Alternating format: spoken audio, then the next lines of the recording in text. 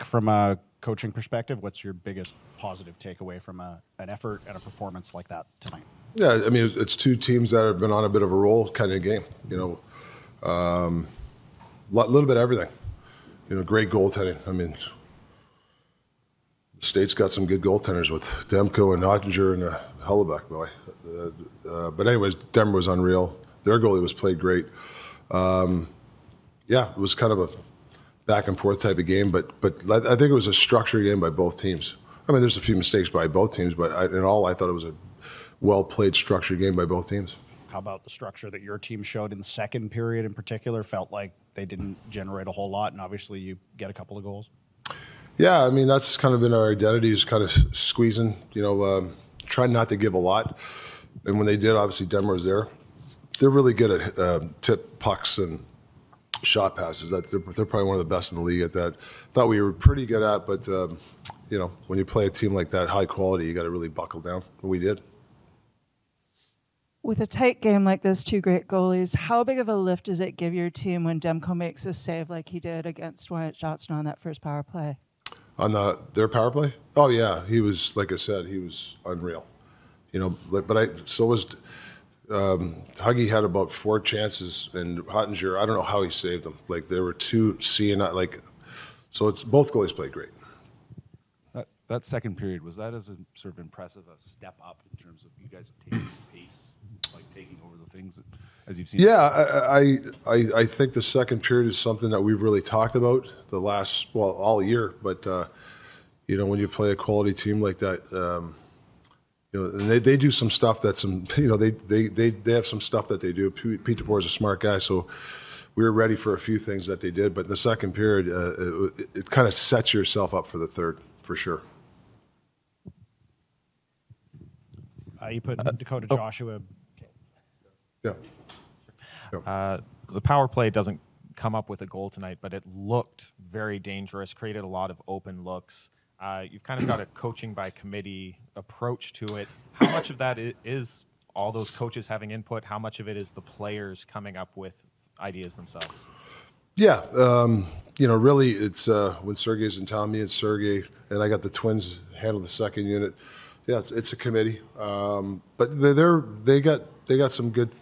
I love the meetings when I have when I meet with those guys. They have some good points.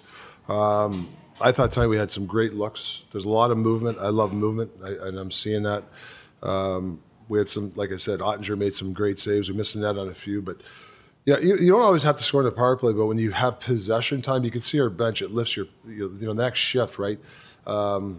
The guys find juice when we have good power plays, and obviously for a lot of years, this team's had really good power plays. And on the other side of special teams, the penalty kills seem to be pressuring in pretty much every zone. Was that about as good as the penalty kill has played so far this season?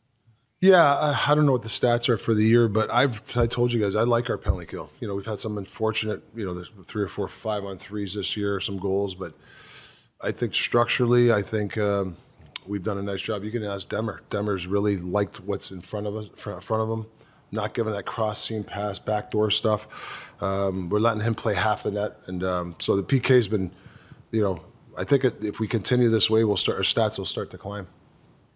You put Dakota Joshua back in the lineup tonight. What did you like from his game? Seemed like he was more engaged physically, and did he respond well in your mind to the healthy scratch from the other night?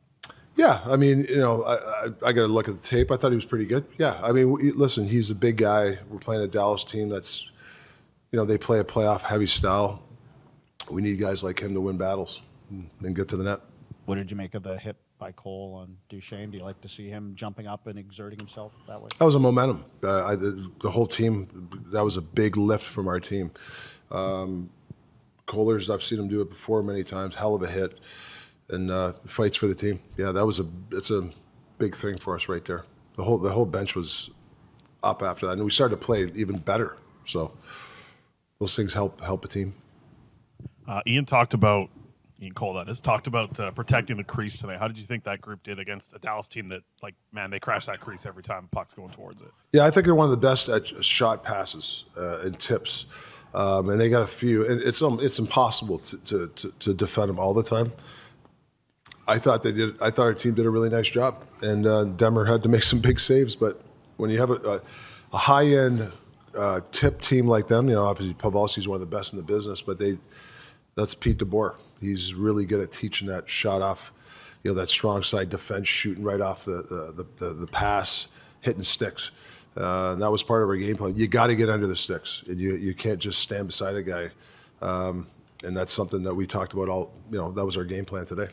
With the power play, that first unit's getting minute 45 out there, moving the puck extremely well.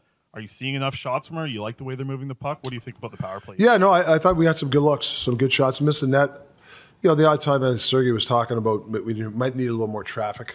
Sometimes when you're feeling it and you're getting a lot of movement possession, sometimes we leave the net when somebody shoots from the point, they have somebody in front. If I had the bone to pick, that's maybe the one little thing, that a little bit more traffic on some of these shots. When you get a lot of possession, you got to be careful. You don't leave the net.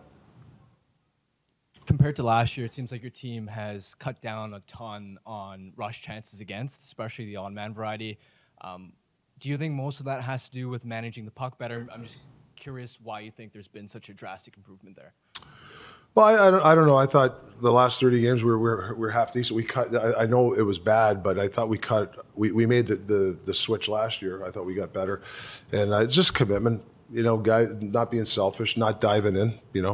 I think that obviously the Nashville game here we were diving in a little too much, and that's where the odd man rushers come.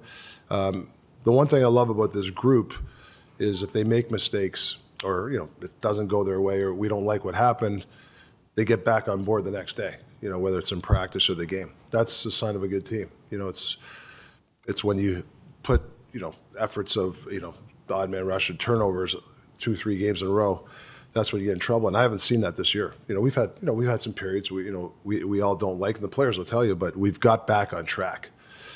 And that's a testament to the leadership group and the guys in the room. And I give them a lot of credit for doing that, 100%. And overall, in terms of sort of defending leads, before you had arrived, it seemed like the team didn't have a lot of confidence in that area. Wasn't a lot of composure. How much do you think the team has grown in terms of their poise in those types of situations? And do you feel the confidence that when you guys are up a goal or two in those situations, especially against a good Dallas team, that there's a higher confidence level? Yeah, we talk about it constantly. Actually, the start of the third, I thought we were back. I don't like us backward skating. We were trying to, the guy would get it, we'd just dump it out. And we don't want that. We want to press. We want to press smartly, but I think when we start to backwards skate, that's when we get in trouble. So we want to press up, skate forward to defend. And after that 3-4 minutes, we recognized, we talked about it on the bench, and then you saw guys doing what we wanted. So that's the one thing we just got to continue. We don't want to backwards skate. We don't want to give up the blue line. We don't want everybody back in. And I thought there's a couple of minutes early in the third, but then we got it back. So, which is, like I said, credit to the team.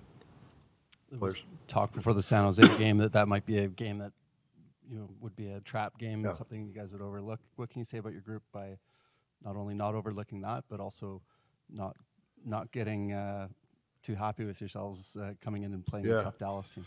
Yeah, there's a whole bunch of things, like how do you handle prosperity and all. So honestly, I got to give guys credit. I know I keep saying it, but every day is a new day. We got to earn our day. Be careful we don't read our press clippings, all that stuff. We got to try to be even keel. That's the sign of a good team, right?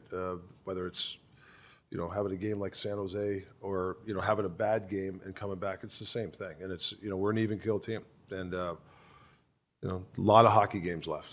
We're going to be tested even more. So we have to handle these ebbs and flows of the season. And right now, things are going our way. Some things are going our way, and we got to make sure that we deal with the stuff that doesn't go our way too. And it's going to happen. It's 82 games a season. Just got to be ready for it. Is a guy like Ian Cole kind of one of the guys that kind of helps with that back there, being around, be a veteran guy? Yeah, that's why it was a huge acquisition for us, because he doesn't get too high or too low. He's been there before. Even though it's a big win, he's the guy in there. He's happy, but he's like this. There's none of this. Or if we lose a game, he's not hanging his head. So he comes to work every day as a professional. He's been in these big games, so he can talk to Hoglander and Dakota and all these guys that have never been in these type of games that, don't get too high and low. You mentioned, every day's a new day. Yeah. You're going to have bumps in the road coming Yeah. up. Do you think you guys are sort of mentally prepared? You're going to be ready for when those come? Yeah, I do. I think we're working on it. I think, the communication with our coach staff, with the players is immense. Like we do a ton of it. You know, sometimes we don't do enough. We don't do team meetings. We do individual stuff or groups, and I think it's important you do that. And I think that's the learning lesson. And I always feel the key to coaching is let the players say it. Like it's not, you know, I don't have to tell them. You get it out of them by them saying it, or they tell their peers. I like that. Instead of it's always the coach, the coaches. It's nice that they're saying it. You know, we can't get too high. You know, we got to do this, we got to do that. So I'm hearing a lot of that. Hopefully that continues.